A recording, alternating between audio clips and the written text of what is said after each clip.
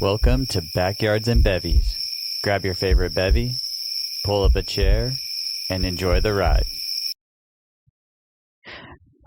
Hey, welcome to Backyards and Bevvies.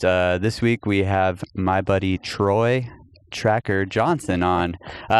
It's amazing because on tour we use the term Johnson forever, and I'm pretty sure that drove you crazy, but yes. I love that you have that last name. It's just one of those amazing little things. It was so funny is I wasn't sure at first when I started hearing it if it was you guys just taking stabs at me. But it wasn't. No. It was just the Johnson. It's such a generic kind of like. Yeah. I was like, wait a second. Are these guys making fun of me? Yeah. No. Like, no, they're not. Okay, good. But I think they are. Yeah. Yeah. No. Yeah. So we're here in my backyard. It's a morning actually this time. We haven't done a morning one. So Troy is a morning person, much like myself. So we decided that hey, what a better time. It's kind of cooling down here, and morning would be awesome. So we have known each other now 7 years-ish? Yeah, I'd say definitely. Almost 8 years, maybe. 2013 was when we started. Okay, I think it was August, too. I mean, we're going on an anniversary here. We are, only because I know I started, a little earlier, and it wasn't too long before we added buses, guys. I mean, we added a whole crew of people. Like it was like 2 buses one day, and the next day it was like 4 buses, 3 semis, and a bunch of crew guys. Oh yeah, it was quick. It was insane how fast that tour grew, and I felt like when I came in too, I was already like so spoiled and privileged that it was like, oh yeah, well, what do you mean you guys were in this is exactly how I've always toured. What do you mean? Ooh, that's gross. A bus? I mean, a van? Yeah, y'all were in a van, or just you're only in 2 buses? Yeah. Ooh, everyone's crammed in here, sharing hotel rooms. Yeah, little crazy backstory. Thinking about you coming onto the show, I had to think back. Like, man, that 2013 was a big year for me because I'd moved up a position as a system engineer in touring, and that's the person who takes care of for anyone that's wondering, the speakers out that face the audience, and then overlooking the crew. And I was like, man, I know that me and Troy bumped heads a lot in that first few years. And what's crazy is we're both from Texas, and we should have been seriously best friends. And I have to give you a little bit of a sorry because I was rude at times. Man, I don't say sorry because I wanted to address something. The way that our relationship started changed how I looked at every relationship with a vendor. Yeah. Let's just say moving forward, because I had never had that. It happened so quick. So when we came out and we brought in you guys, and it was like, okay, I get it. We're paying Claire. They work for Claire. Yeah. And there were these rules of stuff that never got kind of passed down. So I was more hard-headed, like, no, man, this is how we do it on the FGL tour. Yeah. And I was like, no, but here's what the contract says. And it took me a second to really be like, oh, yeah, this is something I need to learn. I needed to learn that it wasn't just about us. Yeah. It was about everyone that we brought in, which helped me as I grew as a tour manager to think about the whole team and how it all worked together and it all came down to, I don't know if you remember this or not, hotel rooms. Yeah. No. It literally came down to you having your own hotel room, and I was so like, no, you're going to share a hotel. I mean, why wouldn't you choose your own bed? Yeah. And it was just like this thing that happened between us that, maybe took a weekend, maybe took a week. I don't know what it was, but as soon as we fixed that one problem, I was like, oh, yeah, I guess that makes sense. And I think a lot of people, coming from 2 completely different worlds of touring, and to anyone who's listening to this that doesn't know, a vendor is someone that doesn't belong to that specific tour, right? There's someone you were a part of that band's management, you were a part of that band's payroll, you did everything for the band, and then you had a small group of crew members that were also part of that. We were the ones that, we're getting speakers for this tour, so now we have to go to this vendor, and then here's these new guys that, who are you? Why are you showing up here with some attitude? Yeah, and I mean, and we're learning that right now with the Hardy, the act I work with, is we're having to start hiring these people to come in that I keep saying that these are the pros, man. These are the guys who literally, this is what their job is. We're not just finding some kid who wants to be in the industry. Yeah. You want to hire the professionals, you go to these places to get those people. For sure. And they're going to cost more, and they're going to, but they're going to work harder than everyone else you have on this tour. Like, it was just that story between you and me really changed. That's awesome.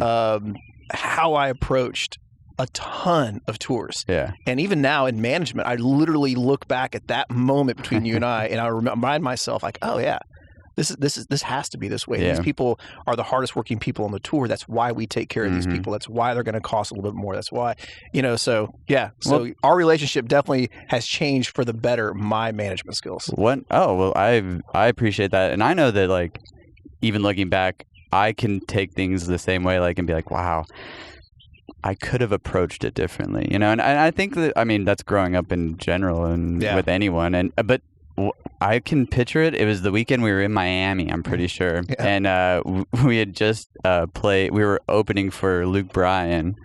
And I think that I ended up getting so bitter about that. I went and sat on the beach and just got hammered drunk with another touring guy that was out there. I mean, I'll see those pictures and I'm like, wait, oh yeah, that was that weekend that all hell broke loose in Claire. But you and me have been through some funny stories. Remember Vegas when the production manager at the time called the vendor and was like, Phil has overstepped his boundaries. Yes. And I was like, wait, hold on a second. That is a lie. That is 100% a lie. And he tried to get me fired at like in the middle of the night at like, I mean, the vendor called me at like 5 a.m. and they're like, this might sound crazy, but they're like, why are you sleeping with the production manager's wife? And I was like, hold on. Yeah. Stories backwards here. Just some crazy oh my God, that story. I cannot believe that. I mean, trouble. Yeah, I know. Wow, that was nuts. I'm just now remembering that whole scenario. Dude, I think you ended up, I was staying in a different hotel anyways. It was like a long story, but whatever. Yeah. I do remember at one point, it was one of those moments in our relationship too, where we were still like, like finding our way around each other and stuff. Because again, like I was bullheaded and you were being manager and I was also learning all these new, because we were bringing in so many people too. And so many. And I remember the elevator opened. I remember you looked at me, you're like, I believe you. Or it was something like super, and I was like, all right. I have one person on my side because like, I really had to talk my company off a ledge. I was like, dude, I'm wild, but I'm not that wild. I can't even believe that was a story. Like it's hard to remember that was something that we had to deal with. Oh my gosh, dude. I mean, there's another real funny time of you in an elevator and me. It was about elevators. I don't. Maybe it's the me going outside to smoke and you're coming down for a coffee, and we always ended up meeting in the morning. But now, like, I've shifted my now I'm actually waking up at the morning time as opposed to going to bed at 5 in the morning. I don't know if you'll remember this one. You guys were about to play like the late night show or one of those like shows, and we were dropping everyone off at the airport, and we had played like. All the crew was going to go home. We stayed up all night drinking, and someone said, you won't stay and just keep drinking in New York and then we were meeting back up in like a couple days with the tour. And I stayed in Wiley's room because someone was like, you won't get on your flight. And I didn't even get on the flight. I didn't do anything.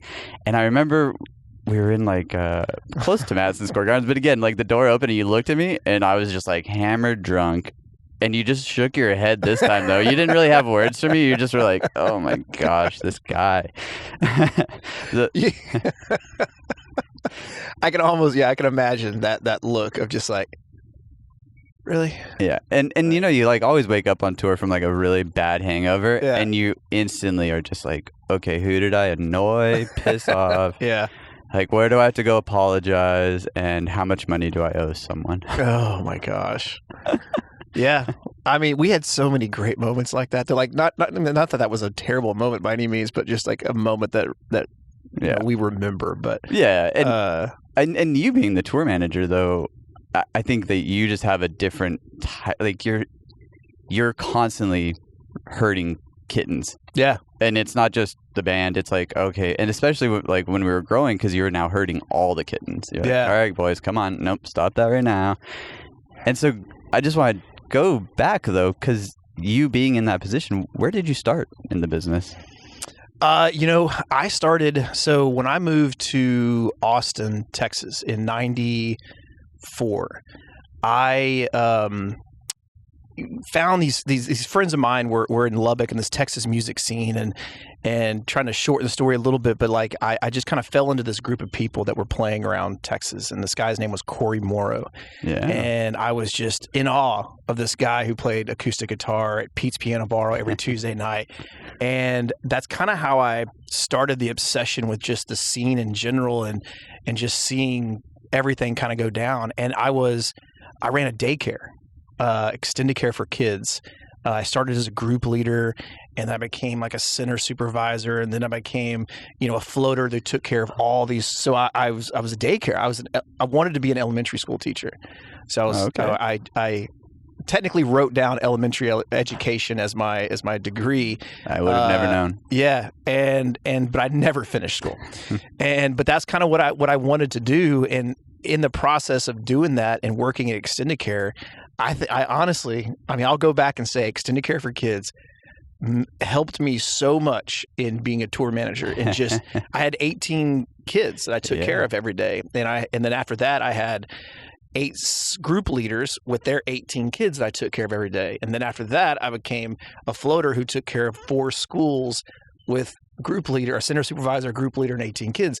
So it kind of just, it helped me manage those situations and how to handle, quick things that are taking place at a school. And so that's kind of, when I started that with Corey, or when I started getting in with Corey and I was in the daycare thing and I was going every Tuesday night to see him, and I ended up moving to College Station with my first ex-wife at that time, and I got a phone call from Corey's manager. He's like, "Hey man, you were kind of always around and you were kind of there. Would you want to sell merch for us?" And that's literally how it happened. I got a call because I was just always at the show. He always knew who I was. Yeah. I was just kind of the super fan. Yeah. And he asked me to sell t-shirts, and I dropped everything. That's amazing. I moved to Austin, dropped out of school, started selling t-shirts, made zero money, but he gave me a cell phone. So I got a cell phone. Was it a flip phone? No, it was like that block. It was first like block, yeah. But the small one, the Nokia one. Yeah. So I lost it the second day at a bar. Because back then those were things that you just didn't pay attention to. I had no idea. I had no one to call on this cell phone. 200 minutes a month or something like that? It was only so he could call me, I guess, if he needed something. I need a t-shirt. Bring me a t-shirt right now. Bring stuff to us. And we were only, but and then one day he was like, "Hey, I'm going to go to Waco. You want to come with us to Waco to sell?" And I was like, "Yeah." Yeah. So we got an RV and started and that's kind of where it started. And then after a while, I got an offer to book bands. And so I was like, this selling merch thing really isn't, it's not that great. And I'm not really making any money. And it got me back to College Station where my girlfriend at the time was, and I actually had an apartment there. I was just living in Austin and renting my apartment out. But so I started booking bands. That's awesome though. The Texas music scene's wildly different from the country music scene in like overall. It's like, I'm sure someone's been like, "Oh yeah, George Strait, isn't he part of the Texas music scene?" He's like, there's a whole nother Corey Morrow, Robert Earl Keen, Pat Green, Jack Ingram, Roger Craig. I busted out my hat for you. Yeah. It was brought to me. It was, and this, Groon Hall, like how many times have you been through there? Green, sorry. Green, yeah. Green Hall. Hall. Man, I have played that place. I have been at that place. I was just there. I was actually there. That's where I caught COVID. Oh, geez. I swear to you, I was healthy as can be, vaccinated, the whole thing. I go down to Texas in July, and I land in San Antonio. I drive to my hotel. I go to a show that night at Green Hall, go back to my hotel, fly back to Nashville. 3 days later, COVID. Wild times. Sounds like a great concert you went. Yeah, exactly. Who'd you go see? The guy that I'm managing, Jake Worthington, was opening for Roger Creager. Okay. Yeah. That's amazing. So, yeah. And I mean, literally, those tours, though, never left Texas. Maybe Oklahoma, maybe... No. So we did... So with Roger, I was tour manager Roger Creager. As after Buckie, I became back into tour managing. But we played Texas, Oklahoma, Arkansas, Louisiana. It touched, right? Yeah. So we would... New Mexico. That's not that. Yeah, I don't think we ever did. Yeah, we never went to the West Coast. It's Everybody forgets El Paso. I know. Yeah, poor El Paso. Yeah, we just did that, and Roger makes a great living, and he still does it. He plays the same venues. Amazing. I mean, he does that little turn, man, and he doesn't really go outside of the state, and that's Texas acts can do that. I think it's, one of the things about, I think those artists down there, and it doesn't mean anything bad about them either. It's just like, if that's what they want, if they just want to play Texas and Louisiana, Arkansas, Louisiana, maybe in New Mexico, maybe in Colorado, and they can make a great living, then they're happy with that, right? They don't want to be on mainstream radio or anything. They're very content. And I think Roger is that guy. He just, and in a certain way, some of the guys like even Pat Green and Jack, they may have jumped up here for a quick second, even Randy Rogers. Yeah. And then they got out. Yeah. And they said, this isn't for us. This isn't going to be our thing. True. And they went back down to Texas and just made a killing. There's something cool about the music venues there, I feel like, too. It's like you don't see a lot of states with as many different outdoor little venues. It's like from Austin, down to like Brownsville. You'll find these little gems like hidden next to rivers I'm not going to say that no other state has that, but Texas just has a lot of different stuff because you can be in German country up in Fredericksburg, 1 second. You like Luckenbach, you can, Bernie, again, I literally, as a booking agent in Texas, I mean, if I booked a date outside of Texas, it was crazy. It was a miracle. And it just but my guys played, 10 shows a month and made a good living. And it was the same, it's not the same promoter, but there's 5 or 6 different promoters that were down there, but we were calling all these little small dance halls and I'm pretty sure that we probably went to some of your shows. As you said, you didn't really come to El Paso, and that was true though. We all love that music, but it was so rare to have one of those. We would actually drive probably to Lubbock more or Odessa or one of those middle of the Midland, Odessa for what was it? Was it Dos Amigos?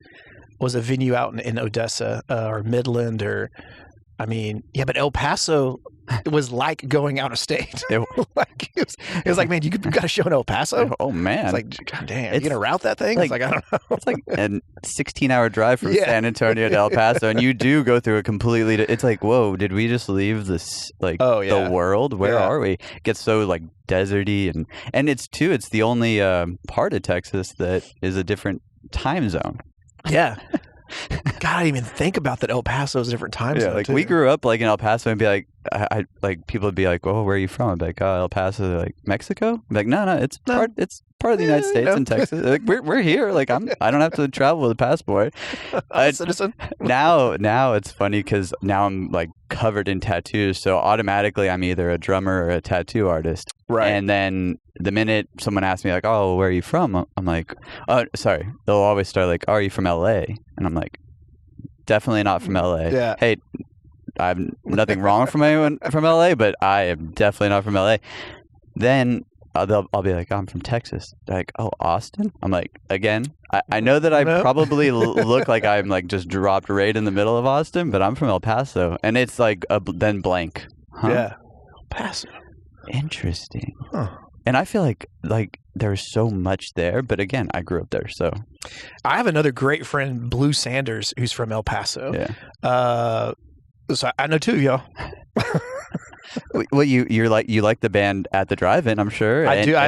Oh my gosh, that's so true. They're from El Paso. That's right. There's a we'll come back to your buddy, but there's a whole recording studio outside in Van Horn, a giant one. Someone just took in Nashville. I think there's a documentary that may have just come out recently or something, but they got in a bus, went to El Paso, went to this recording studio. Charlie Worsham, maybe. I know Frankie Ballard. That's who it was. Frankie Ballard. Yeah. Yeah. Frankie Ballard. That's right. Yeah. Tiny world out there, but giant studio that a bunch has happened. But okay, so who's your friend that you know? Who's the second person? Blue Sanders, an incredible individual. I met him through Eli Young Band, which is another band that I TM'd for a long time. It was the only time I TM'd. I was a guitar tech, for God's sakes. And Whoa. a monitor engineer. Now I'm getting scared. Yeah, so TM, guitar tech, monitor engineer. And when I say monitor engineer, it wasn't click up.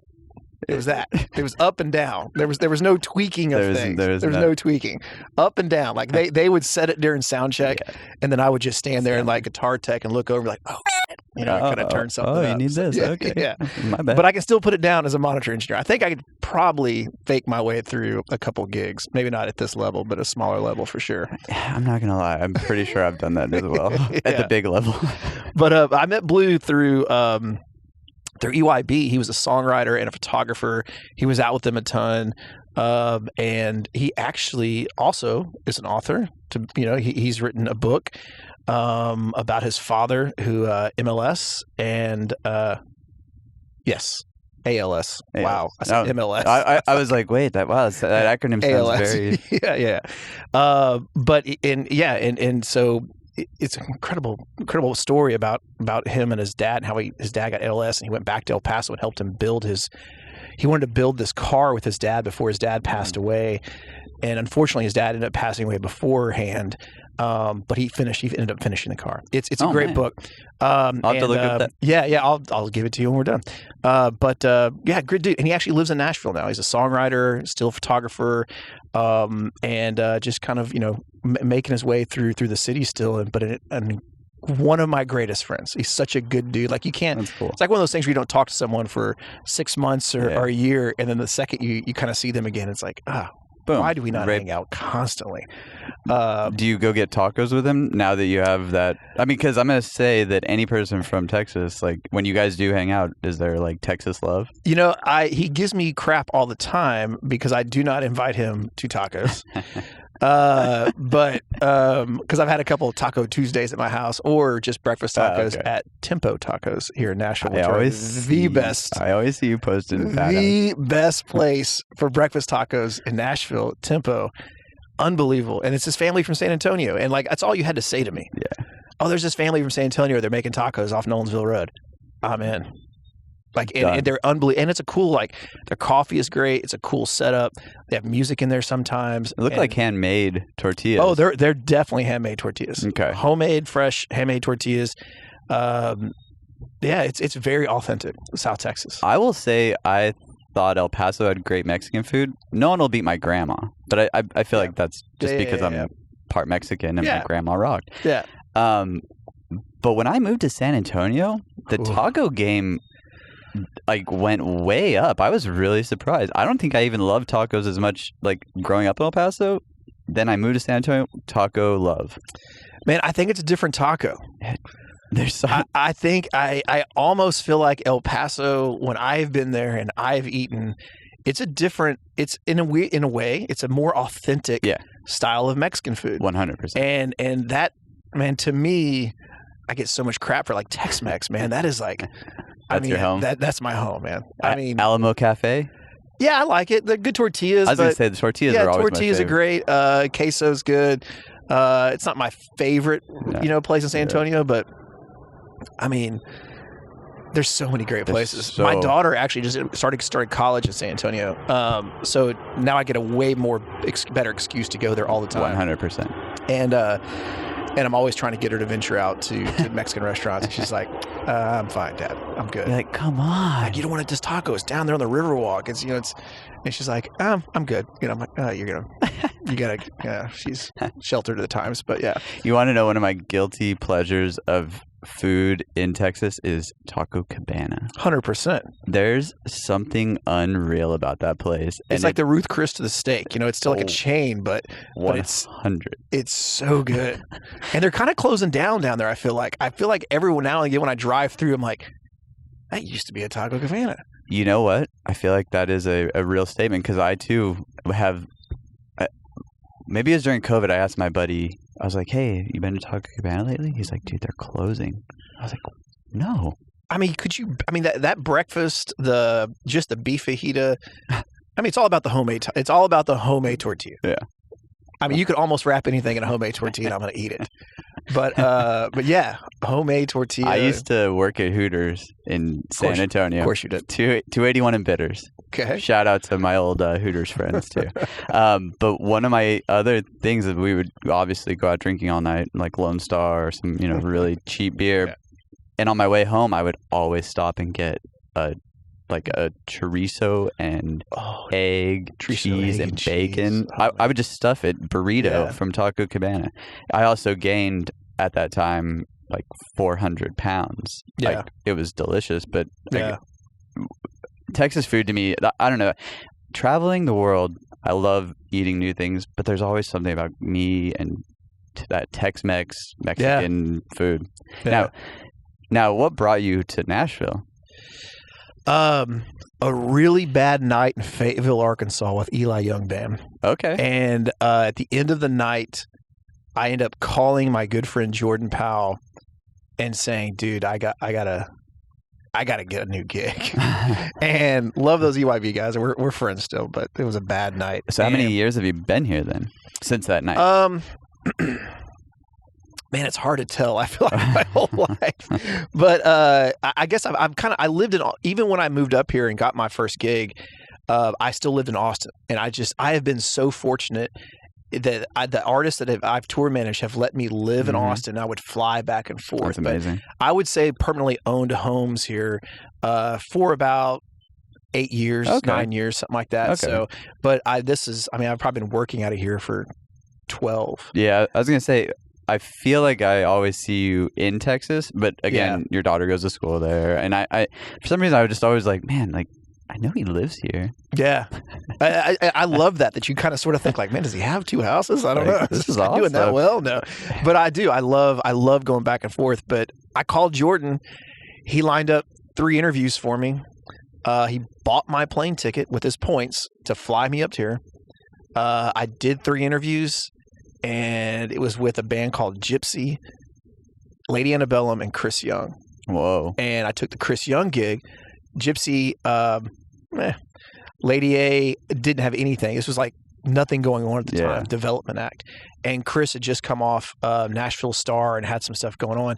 And so I took that gig, and that was kind of it, man. And Jordan told me, he said, man, if you want to live in Texas and you want to be a Texas TM, that's great. But if you want to do this for a living, you need to move to Nashville. Like, this is where you make a living at this job. Yeah. And and that was kind of kicked me in the teeth a little bit. And because at the time, my daughter lived in at the time, Austin, our College Station. And it was hard for me to kind of make that decision. Like, shit, am I going to work with a band up here? Yeah. And yeah, so I did it, and it just kept going from Chris Young to Miranda Lambert, back to Chris Young, to FGL. Wow! So that was kind of my jump in that progression there with the Nashville acts. So. It's always I think that is, like, I don't know, in the music business in general, you tend to jump around, but I feel like in Nashville, you kind of settle in on 1 or 2 bands, and they love you. It's like you're with them for a long time. Like, I know guys who've never left bands. And man, some of those guys with like even Jason Aldean, hearing those stories of they've been with them for 20 years. Yeah.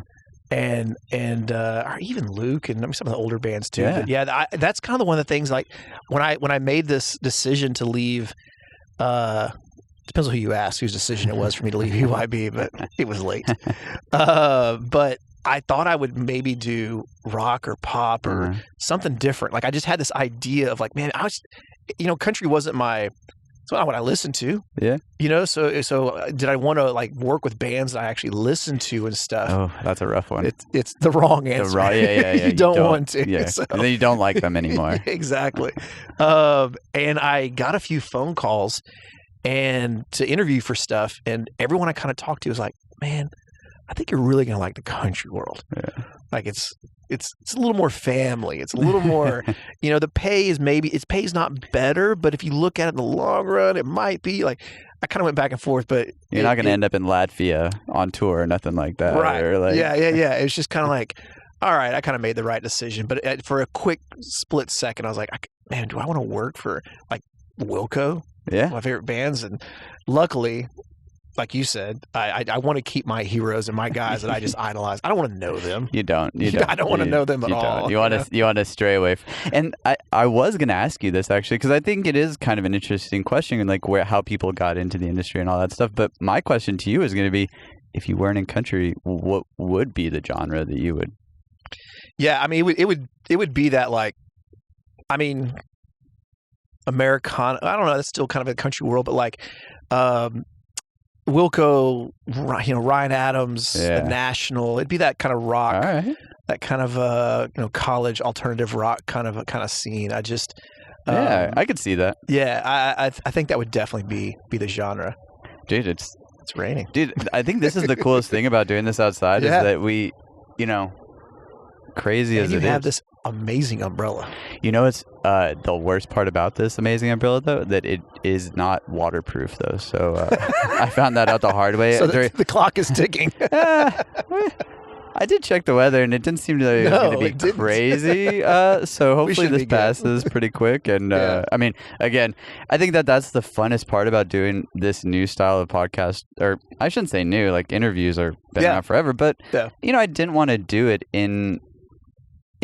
inside against a wall. I mean, like, think about all the tours that we've done where you're just inside and you're in a concrete block. Or, like the best days were the amphitheater days. Yeah. Oh my God. And I know people that have been in the business for 20 years and never done amphitheaters and stuff like that. And you're missing out because there's so many. I don't know. There's so many cool amphitheaters. I think the only guy that doesn't like amphitheaters is the LD. I mean, the crew. I was like the odd man out because I always was in the music not for the music. I was in the music for the scene, and the scene is the or just being outside or being by the buses or being like smoking that ciggy and having a beer after a loadout. A cool loadout backstage amp setup. Like some of those things, some of the times we had, like Kaylin was the best at post-show setting up a hang for everybody kind of situation. 100%. Man, she was awesome at that. But think about my, Guilford. I mean, one of the greatest of all times. And people that still just see it for the first time are like, I've been missing out. And you're like, dude, you have been missing out. Yeah. Billy Bob's is a weird one, but then you go outside and there's cattle walking through the, walk across the stockyards, kind of just, So, okay. So I have to get back. So you grew up in Texas. Yep. I want to say what part of Texas? I didn't catch that. I was born I'm a South Texas kid. True. I mean, oh, wow. It is, if it's, I kind of say Austin South. Yeah. It's kind of God's country for me, Yeah. So I was born in Victoria, Texas. Lived in McAllen, Texas. Wow. Kind of right, man. We would do Sunday service and then go across the border for lunch. Yeah. And then come back home. That was just something we did as a family on Sundays. And then I moved to Pleasanton, which is 30 miles south of San Antonio, which I would kind of consider my hometown. That was fifth grade on. I graduated from there. And then, I mean, I went from Austin. I spent a quick minute in California, and I got in a little bit of trouble in Lake Elsinore, California. That's an awesome spot. Yeah, it's the hash capital of the world. That's not what kind of trouble I got into, but I definitely found myself in the Hemet County Jail. Oh my God! And my dad immediately said, "Come home." Okay. Right. And so I came to Austin, and then from Austin I went to Tyler, Texas, to Dallas, Texas, College Station. Back to Austin. I mean, I've jumped around and lived in so many different places. Houston? Never Houston. Never Panhandle either. It doesn't. No. Armadillo? Mostly Dallas was about as north as I would go. Okay. Which is funny. Us South Texas guys always like to think Houston's like Louisiana. Dallas is like Oklahoma, and everything to the west, I'm not even sure what it is. It doesn't exist to us, right? It's Austin South all the way down. I mean, Corpus Christi is one of my 35 is your route then. 35, 35 to 37. Oh, so 35 and then cut off on 37 straight into the ocean. Yeah, is it? My grandma had a place down at Port Aransas. Aransas. Yeah, so I never went. She never took me. That's where my daughter graduated high school. So she lived down there. And we all lived in Austin. Her mom and I weren't together, but we lived in Austin. I was touring back and forth. They ended up moving to Port Aransas, which I thought was very odd at the time, but it couldn't have been a better thing for her to grow up in this amazing island town. You know, it's like, I mean, it's a little gem. It's unbelievable. She had like 40 kids in her class. They all were best friends. I would go down there all the time to see her, which is like almost going on vacation. You know, I was going to the beach to see my kid. Yeah. And I love Port Aransas and Corpus, which was attached right there, but it was a pain in the butt to get there. Nashville to Houston, Houston to Corpus.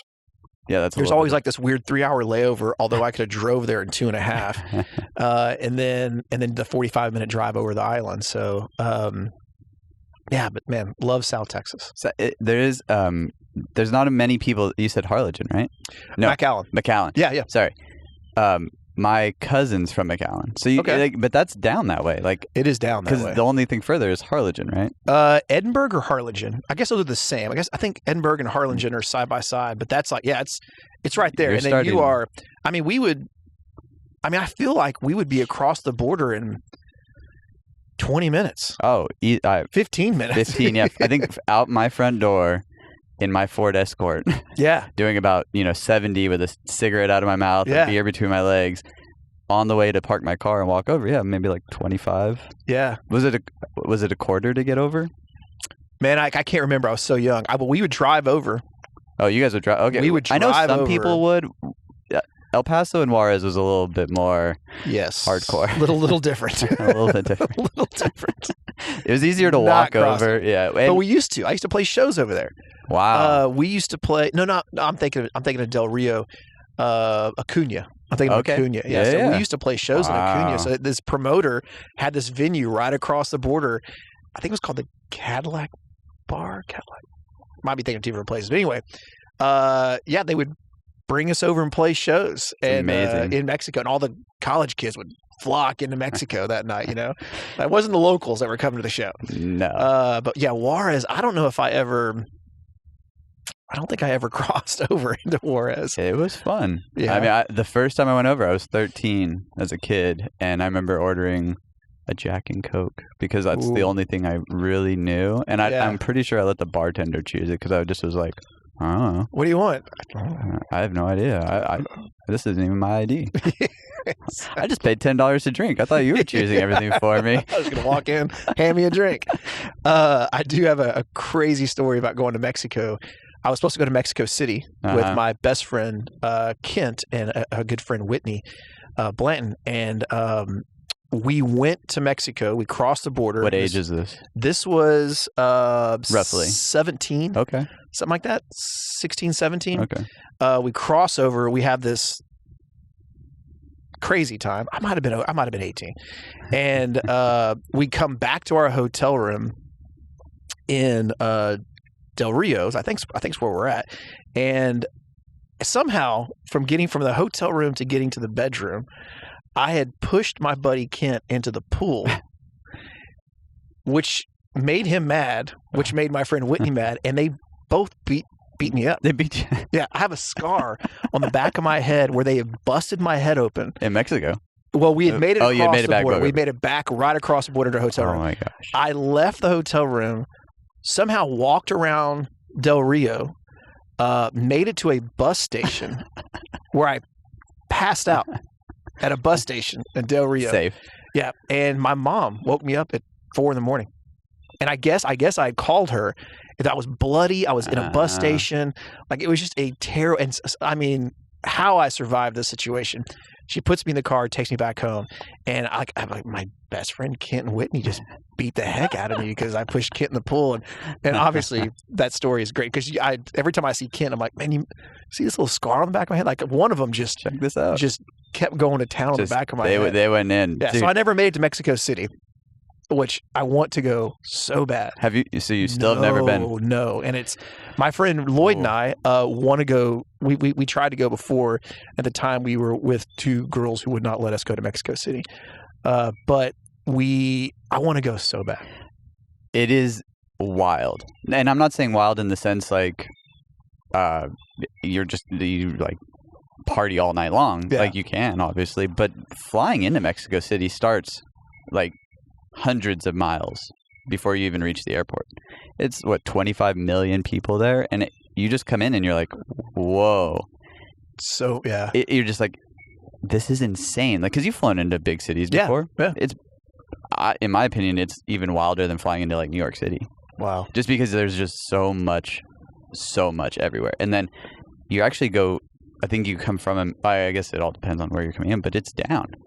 Yeah, I think it's like a sinking city too. I mean, it's just wild, dude. And my last time there, we were doing like we were playing bull arenas or bull rings and stuff like that. But in Mexico City, they had like some proper venue that we played, and we stayed at the W.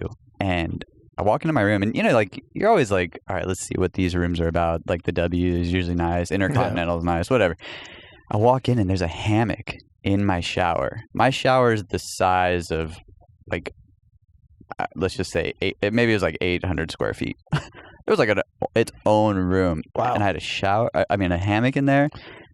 Like, I don't even know how many shower heads, maybe just one. I couldn't tell you. I was so stoked in this giant bay window, and I just overlooked the city. Did you take a nap in the shower? Oh, dude, I spent a lot. I've never spent that much time in a hotel shower or bath. That's just not who I am. I love a good, nice hotel room. I mean, that's like one of the best parts of our travel. Like, in this industry is just, getting even Vegas or wherever, just a boutique hotel, like just a nice, solid hotel or a hotel bar. Yeah. I mean, another thing I loved about travel. There is something to, I mean, like I've always loved airports. As weird as that sounds, it was like it was like my blanket. I was like, okay, now I'm back in the airport. I'm either going home, or I'm like going to work. A new destination. Ooh, where am I going today? And so like, but then you get to your room and you're always like curious. Like if you hadn't stayed there before, you're like, all right, what's this thing gonna be? And you walk in, you're like, oh hell, or oh no. I used to with hotels. I liked new hotels all the time to try something different, and then there was something really cool about having the hotel that we always went. We used to go to London and New York with FGL guys, and that was our spot. And at first I was just kind of bummed, like, oh, I guess we're at the London again. And then the 20th time we stayed there, I was like, oh, hello, Mr. Johnson, or oh yeah, they're the deli right across the street. Like you start to know your spot so well. That's like, yes, this is my home in New York. Is the London? Yeah. Have you ever stayed at the Blakely?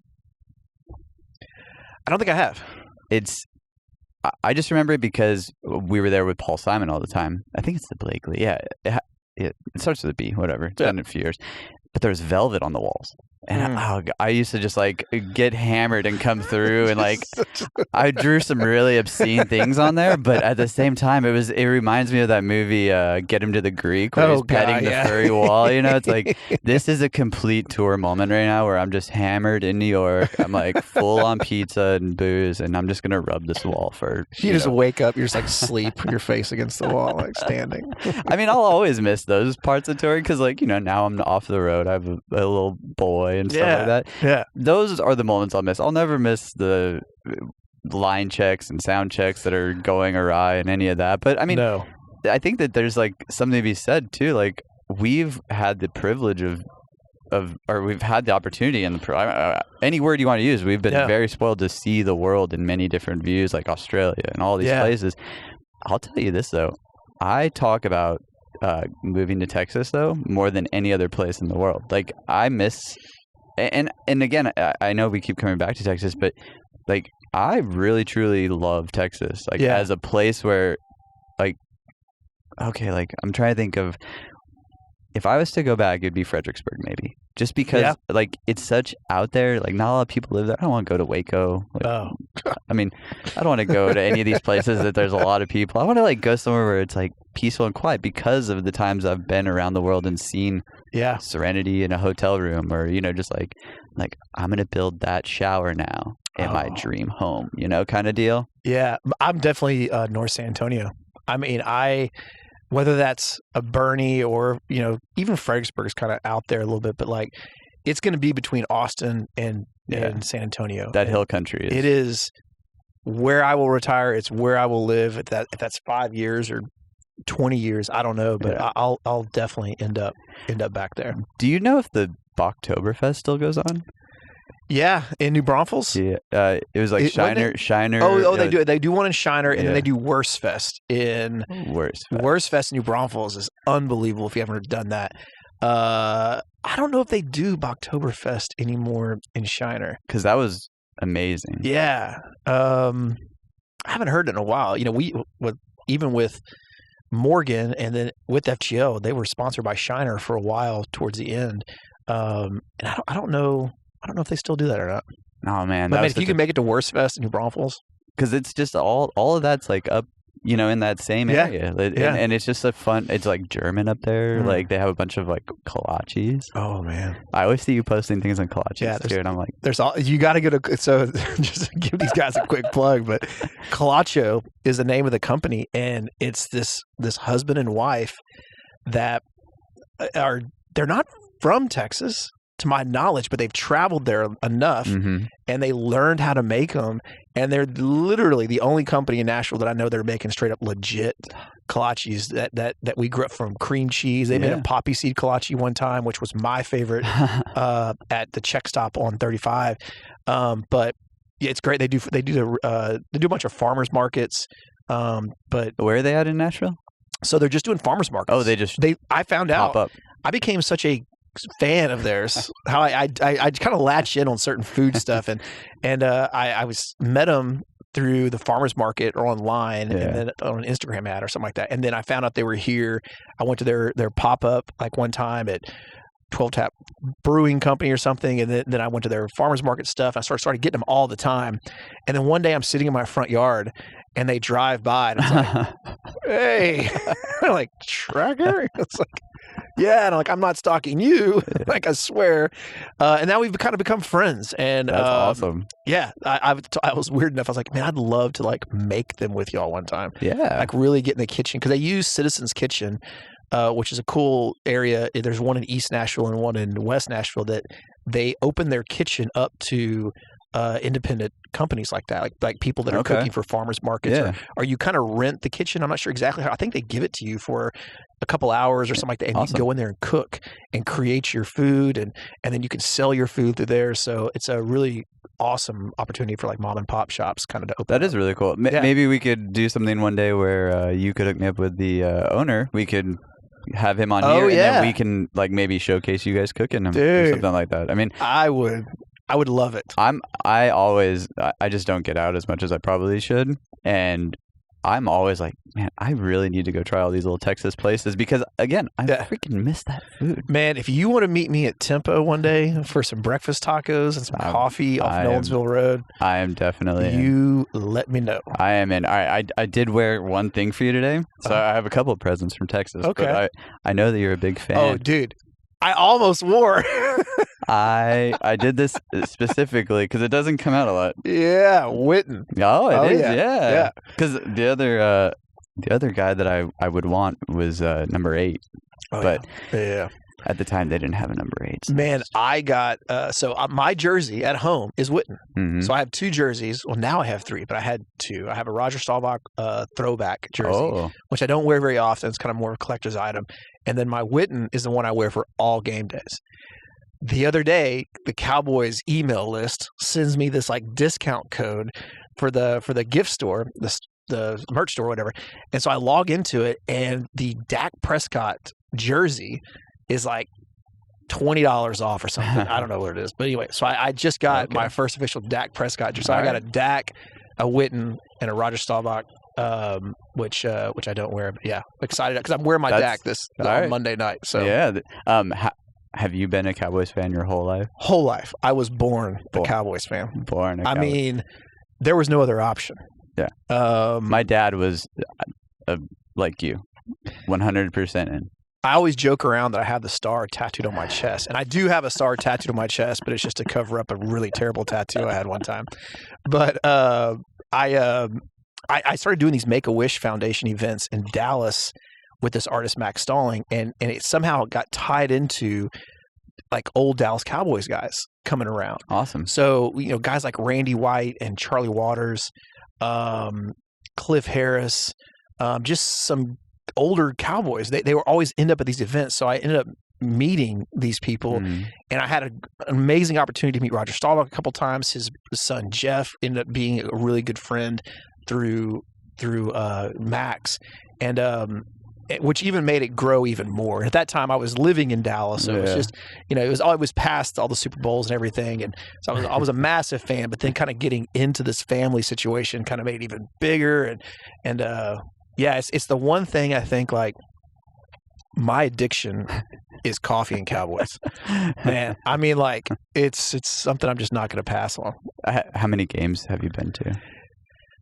I've only probably been to like 8 or so, but only because I still feel like there's nothing better than being in your house, in your element, watching the game. Yeah, okay. I don't even like going to bars to watch it much because it's the volume's not on. Yeah. It drives me crazy. Someone else is cheering about something else. There's some annoying drunk guy in there. I just kind of want to be like, Beaner is he loves going to the bar, right? So he's always wanting to go watch these games. And I'm like, man, you just want to come to my house on Monday night, watch the game and just kind of really be into it. And I said, I'll get plenty of Miller Lights. Yeah. I've been to like a couple of Thanksgiving games. I think 3 Thanksgiving games. Wow. And at the old new or old stadium? 2 at the new. 2 at the new, and then 1 at the old Texas Stadium. That's amazing. And then I did a game in Minneapolis. I've done a game in Chicago, maybe. Okay. Yeah, I want to say I'm under 10 games for sure. That's amazing. But and then when I was younger, I had gone to a couple games as well. So I've never been. I mean, man, that stadium is incredible. I actually went into the roof of this. So I've done gigs. Oh, you did a show there? Yeah. I did the Eagles there, and I actually have videos of me in the scoreboard. Oh my God. Yeah, because we had to put all the amps for some of the delay tower speakers up in the scoreboard. So they take you up on this like little elevator. I mean, it's like a mine shaft kind of thing, and it comes down out of it. And then you go back in, and you're up there. Wait a second. It comes out of the scoreboard. Yeah, there's like the little, like right in the middle of the stadium. Right in the middle. Yep. And it's just like these 2 wires. Oh yeah, it's wild. No thank Oh you. man, it was fun. And then you're up there, right? And you're up there, and they can lock you off. I mean, I think there's like emergency things where there has to be, but. Yeah, I was like, oh man, and it looks like a prison inside that thing because it's all just like scaff and like, it's pretty wild. So then I was like, okay, then I climbed to the top of it, of course, because I was like, oh, I'm gonna find a way to get on the top of this. I probably shouldn't have been, but I have these awesome photos of me up there. And then I was like, you know what? I want to go to the roof. And I asked a guy, I was like, hey, can someone take me up there? And they're like, yeah, just follow that path over there. And there's a couple guys up in the rigging that'll take you up. Holy moly. Yeah, and I have a video. It's like 300 and something feet up there. And it gets hot. So just getting to that point was like 300 something. Then you go up this like kind of arced sky bridge that takes you to the very center. And the temperature changes about 20 degrees. Man, there's no way I couldn't do it. It was, I mean, I'm not scared of a lot of things. There was moments where I was like, this is pretty insane. Yeah. I don't know if I even when that elevator dropped down, I've been like, no, I'm good, man. I'm totally fine. No, it was one of those moments though, like just being in that building was just, I mean, again, growing up, my dad being a Cowboys fan, just being in there, I was like, this is pretty cool. I know that this isn't where the Super Bowls are won and all that, but there's something about America's team. Man, if you get a chance to go to Frisco to the Star is their practice facilities.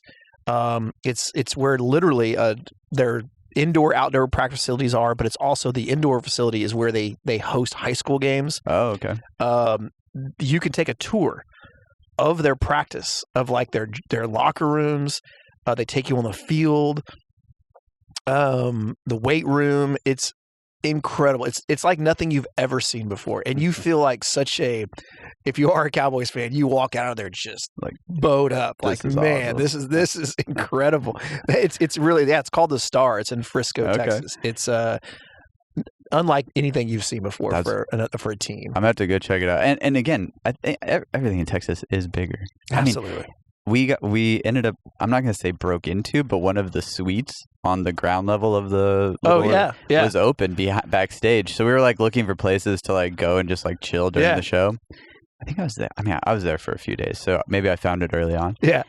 And I walk in and I'm like, is this an apartment? Like literally, because like you've been to like, someone's suite at a game. Like, what, they might have a couple of photos on the wall. No, this had their own furniture. I mean, I was very impressed, and it was giant. And then I ran into someone. And I said, well, how do they see the football players from this? Like, they're so low. And they're like, oh, there's a special entrance that takes you up to like their seats. So then they get like seats that are like, so they get ground level, so they feel like they're there. They can go it's like eat the whole, and lunch, use the bathroom, go grab a drink, and then you can go up and then sit in some chairs. Man, leave it to Jerry Jones. I honestly, he definitely at the time made a lot of Cowboys fans mad, and I people go back and forth on him, but he'll do anything to win. Oh, anything to win. And I think that's the kind of person you want on your team. Now, granted, we haven't won, but yeah, I don't know. Is Beaner your only Cowboys friend in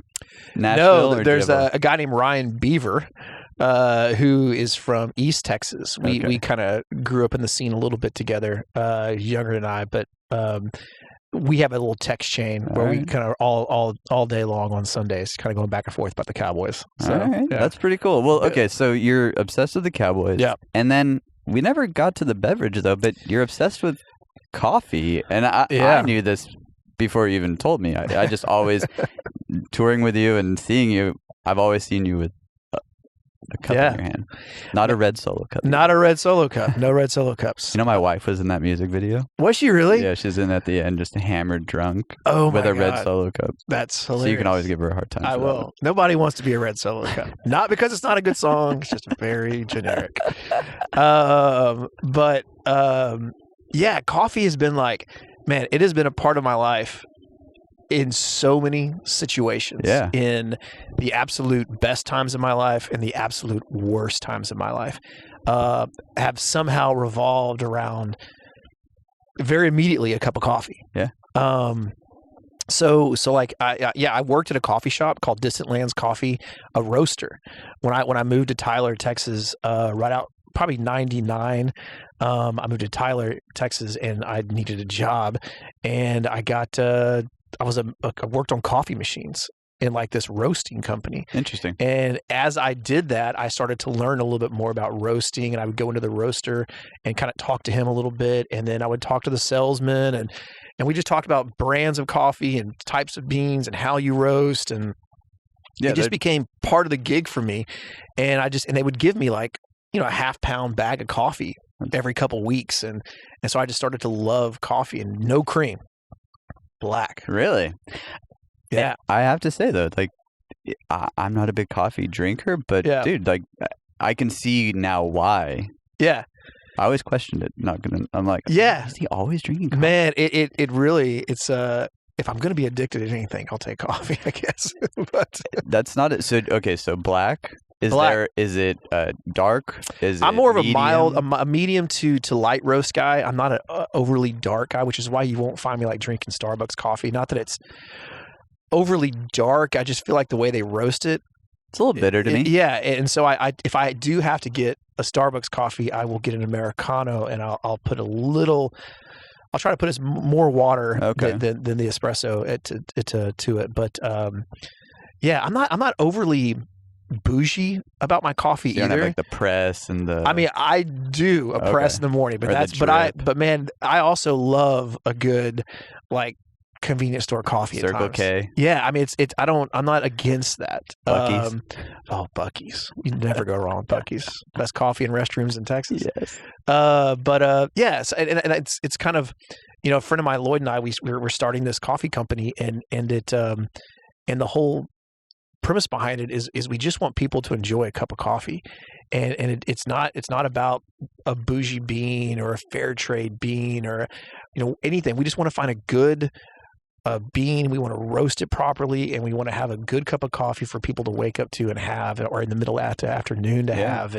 And it's he used coffee for certain things, and I use it for certain things, and it's very much a part of my life and calming. Yeah. And it's my girlfriend and I told her, she wasn't a coffee drinker, and I didn't expect her to start drinking coffee with me, but I said, man, if you will every morning just have coffee with me, that's almost like not to get too weird, like a love language for me. It's for sure. It's like my love language is almost just sitting down and enjoying a cup of coffee with me. Yeah. And like you and me right now. But that was my thing. It's just been a part of my life. Even my daughter knows, hey, Dad, you need a cup of coffee. Yeah. There's something to be said though. Like, you can go and engage with someone. Yeah. In a walk with a park. Let's go grab a coffee and go walk. Yeah. Let's sit down. Sometimes you don't even have to talk. You can just be like, the noise, I think that sometimes or, like the aroma that hits you and stuff like that. If my morning doesn't start with I travel with my press and my grinder, because I think it's just a part of my day. It's a part of something that needs me to, it's how I start it. And when I first grind those beans and, I just, that first inhale, it's just like, man, my day is going to be good. Yeah. And again, I could go without coffee. I'm not a great addict, but I probably am. But it's a cup of coffee, a couple cups a day, kind of thing, and not bad. I think that's kind of where I started this whole podcast idea. Was like a bevy is something. It can be anything. Like, I have friends that don't drink at all, and I didn't want to do this podcast and just leave it to beer or shots of tequila, which again are fun. Yeah. But I think deeper down, there's a lot of beverages that bring people to a spot in their life. Like, I have a friend that loves Topo Chicos. Yeah. And that's her thing. She loves them. And is it my thing? No, but I get it. Because to me, I love a good energy drink. Yeah. Or just a good water sometimes. But coffee, that's awesome that you can go anywhere too and get a coffee. Yeah, and it's fun to try different places too. Yeah, and I mean there's an Instagram account called Guys Getting Coffee on Tour, or Guys on Tour Getting Coffee, or Crew on. I follow them, but it's something like that. But anyway, but it ended up it's the Killers Crew guys and the drummer. It's them, and I didn't know that for the longest time when I was following the account, and I started to put it together, and I had no idea it was the drummer that was in most of these videos. I was like, oh. Then one day I saw it, I was like, that's the guy from Coffee on Tour.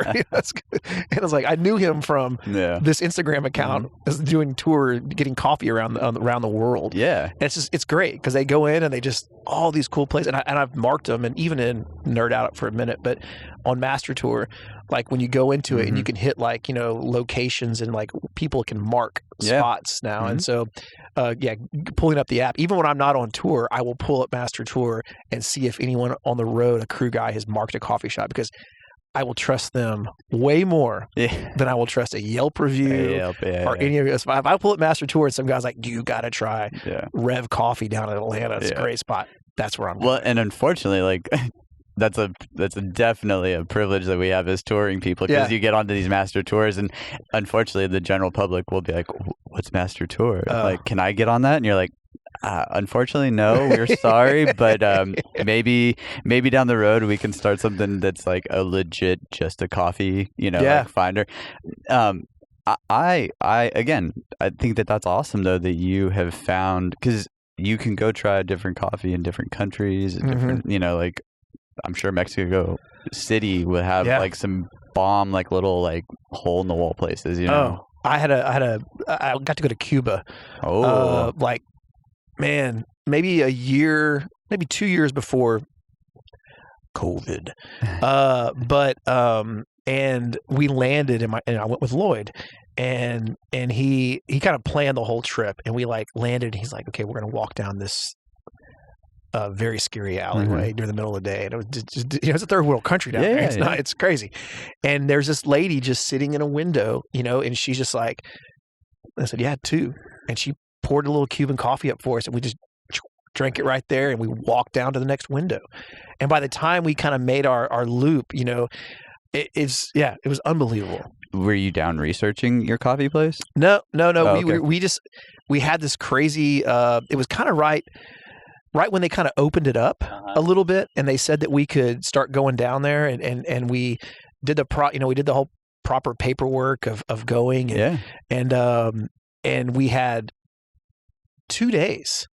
Okay. And we just we flew in and did this quick trip, and we ate food, drank coffee. We didn't even drink. I mean, Lloyd's sober, so it was kind of a cool trip for me to kind of go down there and just take in history, because I didn't know if we'd ever be able to go back again, and we probably won't. Yeah. But yeah, it was a really, really cool moment. There's so much incredible history down there, and the people were unbelievably nice to us. Yeah. The food was great. I wish I could have stayed a week, but we had like a 2-day trip. Oh man! And it's still one of those coolest travel moments I'll ever have. Yeah.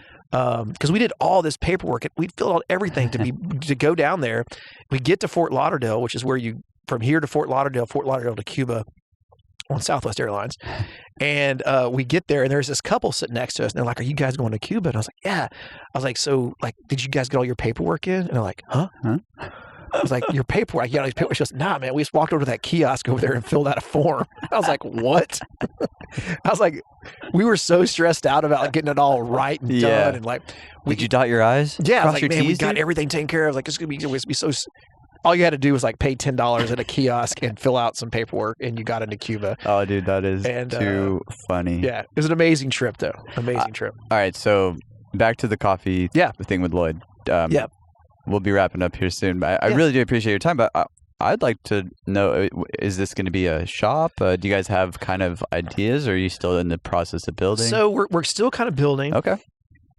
It's called Nashville Coffee Company. Okay. And that is our name. And it's unbelievable that it was there, but we got it.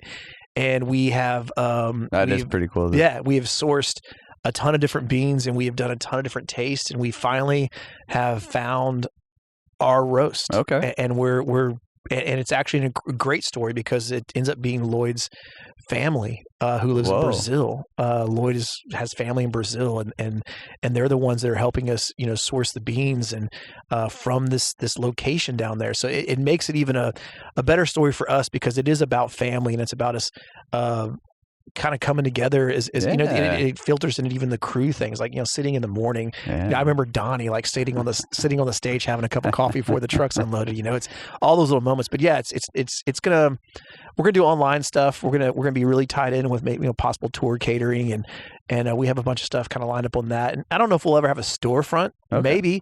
But we will definitely be, inside certain stores. That's amazing. Maybe we'll be at Clacho. Maybe we'll be at Tempo. Maybe we'll be at... Pop-ups seem to be something that... I'd love to be the national coffee of the Titans. Dude. Nashville Coffee Company. Dude. I mean, that is unreal that you caught that name. Yeah. Isn't it funny when like little things work out and you're like, whoa. It took a minute, man. It took it took some lawyer work and some trademarks we had to get nailed down, and we're finally good to go. And now it's just about not being so busy with our actual jobs to make this one thing kind of happen. So, but we're so close.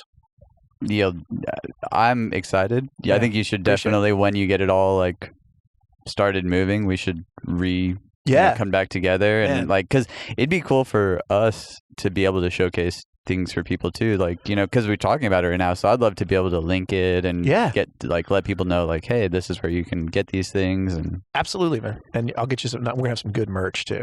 Oh yeah, you gotta have good merch. Oh, you gotta have good merch. Hey, from a merch guy. That's right. So I mean, honestly though, full circle, I know that we kind of went a lot of places, but that family comment is a real thing though. It's I think that once you you grew up in Texas, now you moved here, you've toured, you have probably a bunch of acquaintances and a bunch of friends. It's awesome when you truly do find that little home though. And you're I could do this. Yeah. This is my I like coffee. I found this other guy. Yeah. We're creating this moment for people. And then you give other people that moment too. You know, like, you're my Texas brother. Yeah. And here we are, like, reconvening after, you know, like, I've seen you at a few backstage events, like, give you a hug, wave, and you're off, you know, with the artist, and I'm off that way. You know, man, I mean, those are the kind of relationships that even when building a crew for a tour, or even when whatever, I mean, you just kind of know when you have that person. Yeah. You know, there's so many people that when we first met each other that I would fight for to have on my team, you know, to have in my office, to have in, you know, just as friends, you know. I mean, all those guys, and even from Beaner to Wiley to Jared to Juan to, you know, to Hunter to Cal, to, like, all those guys. I mean, that I still feel like that organization that we kind of had there for 4 years while I was still with them was some of the are the best guys, hands down.